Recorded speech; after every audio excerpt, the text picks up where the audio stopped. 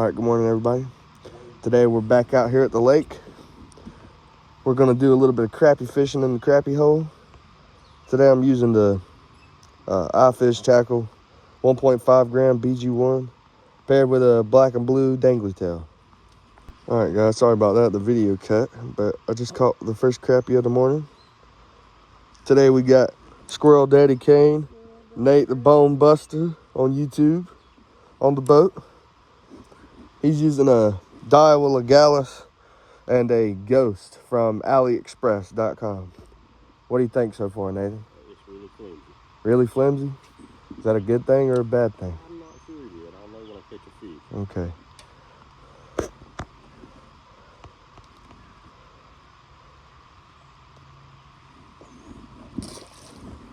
Well, we got a double up. Let's look at the bend of that rod. Look, my fish is bigger than yours. Not really. Okay, go hook yourself. I thought you just snapped. That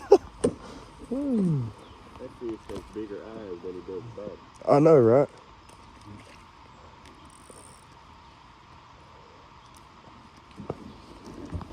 Well, looks like we got to whip out the tool. You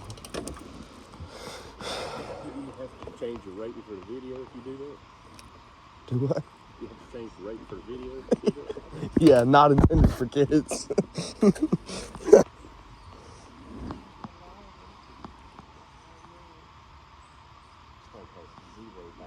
Shitty walk. Can I take an order, please? Good God.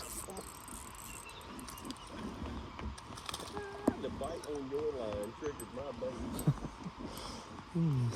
Dude, and then when you set the hook, I felt it. I thought it was a giant. All this damn water out here, and I'm fishing. Yeah. Right on top of you. Another pretty crappie.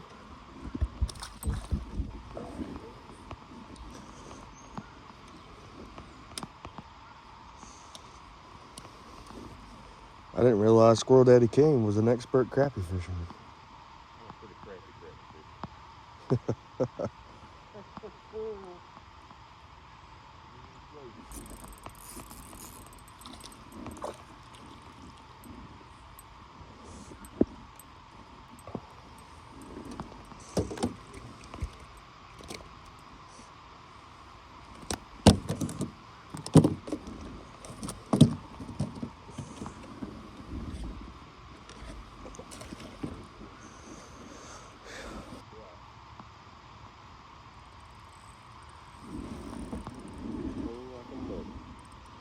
Look at that rod bend. Look at,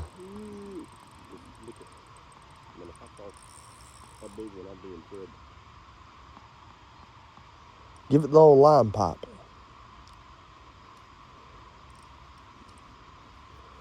It ain't gonna come loose. This guy right here is the tree magnet. He loves trees.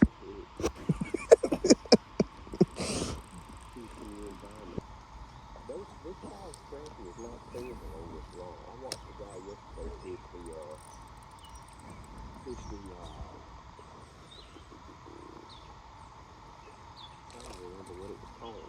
He was fishing in Florida, and he was catching mine cichlids and tilapia, and he caught about a 3-pound tilapia, and he brought it in on the same type of rod. I don't remember what it was called, though. It was a new thing.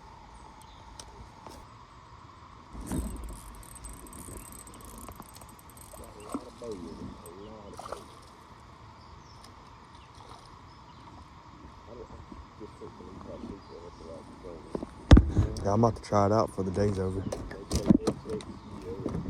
It's not. You know what? You can stay down there.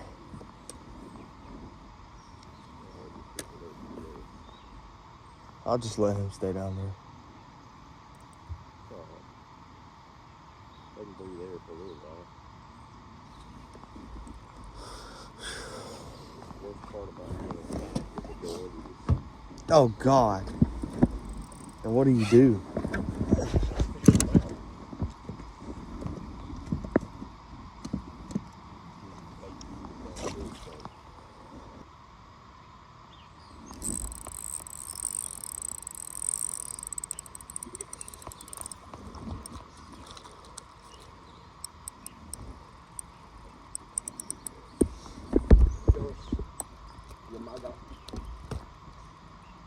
know you can catch fish like this.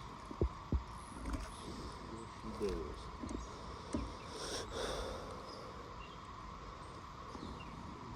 I'm trying to film. Here you go.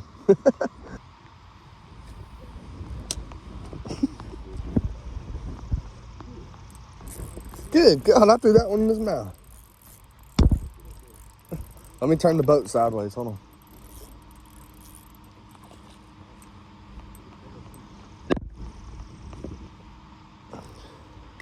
You good?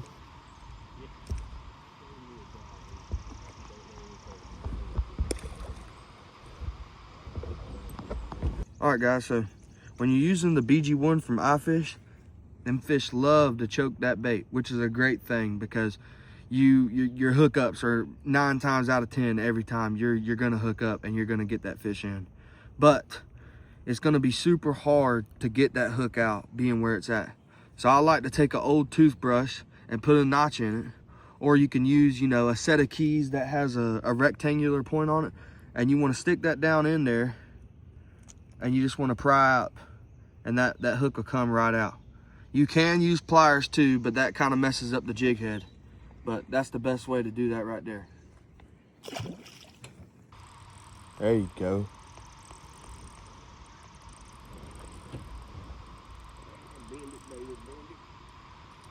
That's a nice one.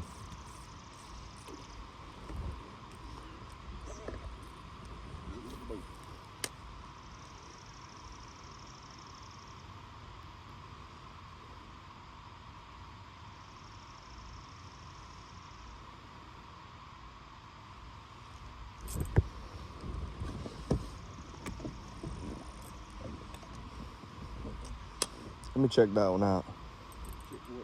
That fish. What are you doing over there, Nathan? He's whipping out the tool. There we go. Worked perfect. Look at that. I know. Look at, yeah. Let's check out my tool. Brought to you by Micro Tackle Outdoors. So show the people what you're using, Nathan. Show us what you're using. Can you see that? It's a Me Fine 193. Me Fine 193 Ghost Blade. XL, something like that. This is off of AliExpress.com. Yep. See the flex? Yeah, it's pretty flexible. It's got the Fuji eyes on it, like the Beleza and the titanium tee that I use. Kind of hollow reel seat. Yeah, I kind of like that reel seat.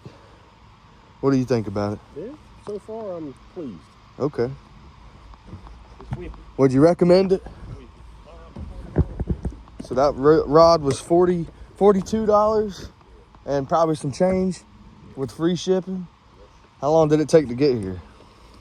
8 days. 8 days. Okay. What would you rate? What would you rate that rod out of 10? Strictly for bluegill? Yeah, for bluegill or ultralight fishing. I'm gonna say about a 7 1/4. 7 1/4.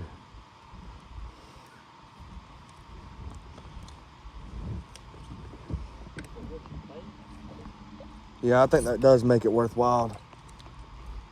For sure.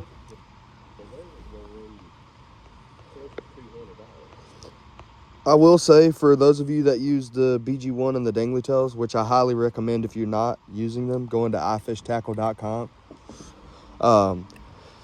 I usually glue my soft plastics to my jig head, but Nathan's found that it's a little bit better if you don't glue the dangly tail to the BG1 so that they last longer. Victor does trade durability for action on this bait, and they tend to break the tails off more when you have the bait glued. So yeah, you'll have to move the bait up and down, you know, when you're fishing, but you can keep your worm for a whole lot longer.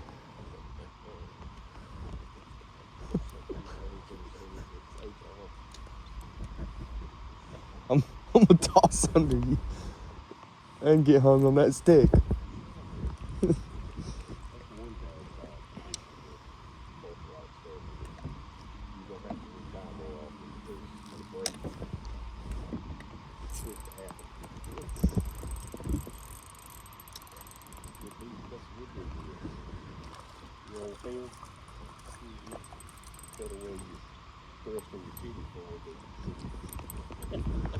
cut that out, Cam. Cut that out.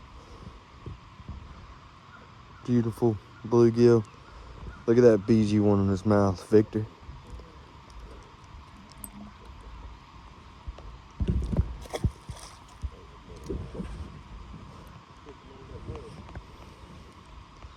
Yeah, like right up under. I threw it right in his mouth.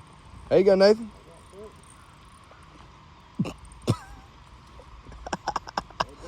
God, that rod was bending like it was a daggone 11-inch shell cracker.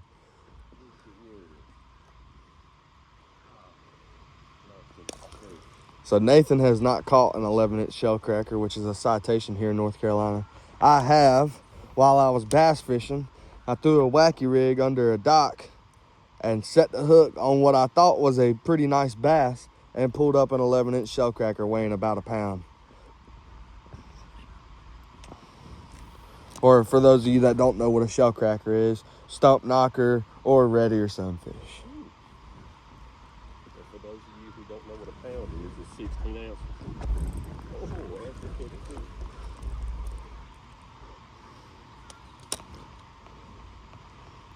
Grams, 453.6. Let's look at those Presso gloves right there. Them things are just beautiful.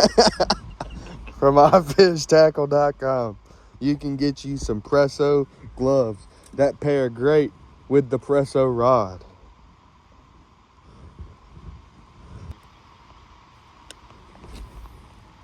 There's a fly rod over there.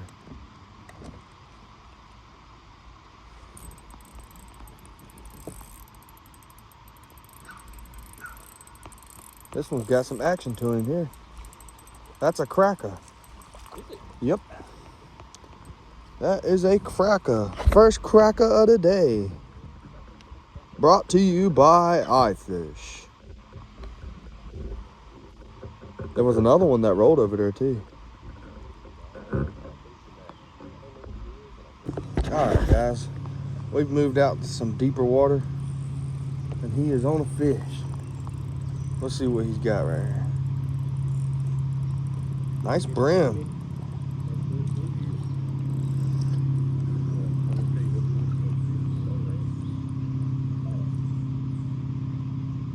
Well, yeah, but that's at the surface though, not down there.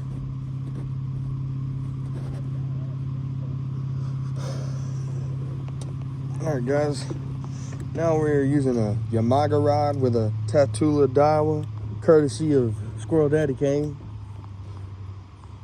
with a Alabama Gold dangly tail from iFish Tackle.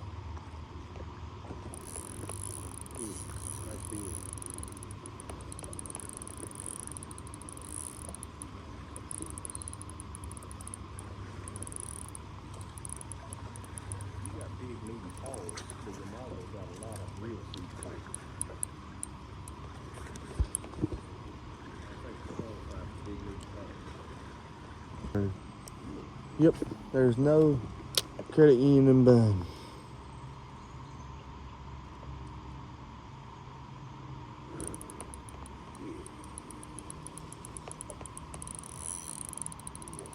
Drag sounds good on it. I really do it, don't it?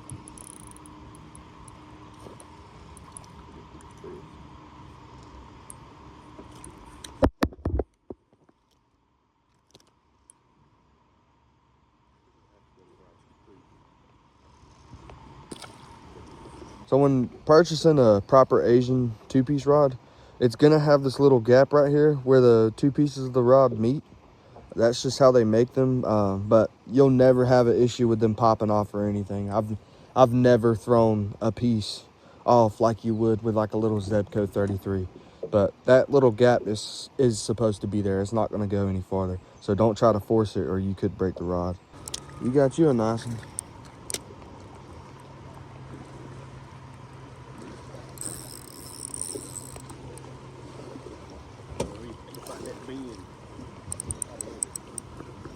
Yeah, I like this rod. I'm about to buy me one.